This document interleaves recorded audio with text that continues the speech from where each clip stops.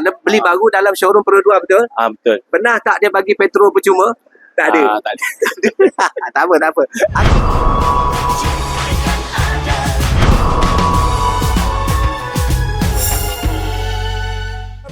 Terima kasih kan yang terus bersama dengan saya. Ini adalah hari Sabtu, hari yang kena serbu, dan ini adalah kereta yang paling popular kategori MPV. Yang ni adalah Alza Evan 2026, model baru. Kita bersama dengan isteri dia daripada semalam tak boleh tidur ni.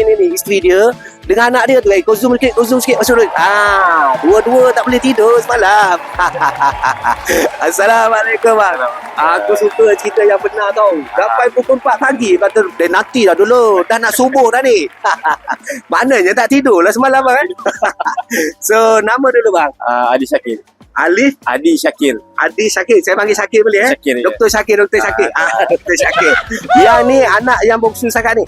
Ni nama apa ni? Muhammad Al-Abbas. Muhammad Al-Abbas. Yeah. Abbas. Yang ni pakai spek ni. Royal Sofia. Oh, Sofia. Ni Sofia yang dalam isterinya. Manja macam lecturer UiTM. Siapa nama kak? Atika Indiana. Atika. Yang sana tu? Umar Al-Khattab. Bang, daripada mana ni?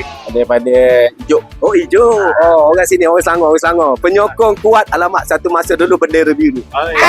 Itu tolak tepi. Politik tolak tepi. Alza pilihan abang. So, kenapa Alza bang? Sebab anak dah makin ramai. Anak makin ramai. Anak 3 bang. Semalam dia janji dengan abang nak beranak lagi ke? Tengoklah kalau ada rezeki. Tengok kita. Oh, malam kena peluk. Urusan dengan saya macam mana bang?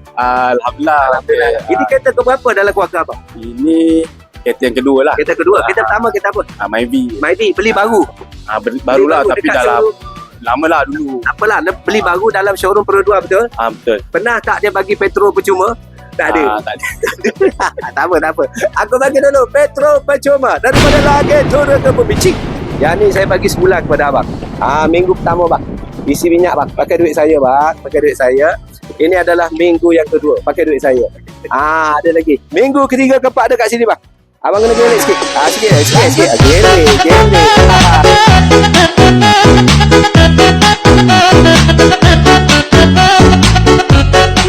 Wakil kepada mama dia, kita bagi pada Sofia.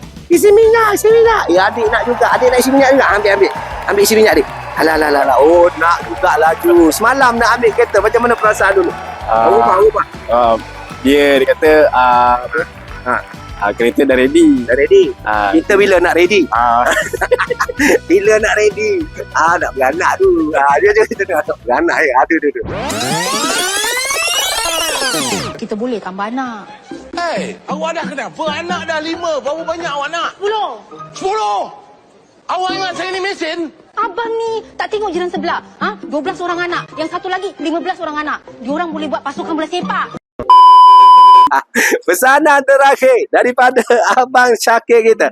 Ibu-ibu, rakan-rakan, sahabat di luar sana nak cari kereta, nak beli kereta. Pesanan sikit bang. Kalau nak cari kereta, datanglah kat Pak Din.